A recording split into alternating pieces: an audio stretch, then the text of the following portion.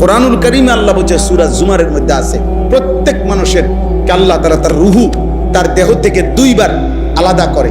একবার চূড়ান্তভাবে মালাকুল মউত আজরাইল দিয়া, আর দ্বিতীয় খোদার কসম আল্লাহ বলছে প্রত্যেকবার বান্দা যখন ঘুমায় আল্লাহ তার রূহুটা তার দেহ থেকে আলাদা করে নেয়। আল্লাহ নিজে বলছেন, আমি চাইলেই আবার ফেরত দেই, আমি না চাইলে ফেরত দেই।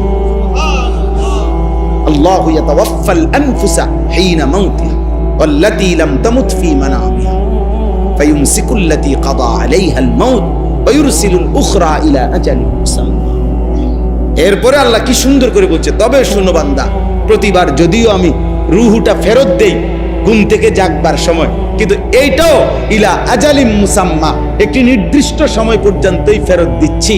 এই ফেরত দিলেও তুমি ধোঁকা খাইও না যে কোনোদিন আটকাবো না, না সত্যি সত্যি একদিন রূহুটা একবার নেব আজরাইল দিয়া, আর কোনোদিন ফেরত দেব। 30 বছর ফেরত দিছি, 60 বছর হয়তো ফেরত দিছি, প্রতিবার ঘুমের কারণে বারবার ফেরত দিছি। এটা দেখে মনে করো না যে আমি প্রতিবার, না, একদিন এমন আসবে যেদিন আমি নেব রূহুটা, সেদিন আর দেব। সেদিন স্বজন কাঁদবে, স্ত্রী কাঁদবে, সেদিন ছেলে মেয়ে চিল্লাইবে, পুরা গ্রাম কাঁদবে, পুরা বাড়ি কাঁদবে, আমি কিন্তু ফেরত দেব না।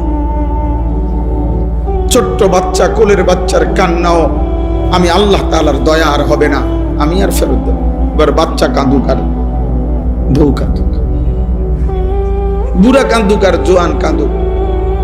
হ্যাঁ, সেদিন আমাদের একজন মাওলানা সাহেব কুমিল্লা মিয়ামি হোটেল আছে, একটা নাম করা হোটেল, এই হোটেল থেকে এবার ঈদের পরে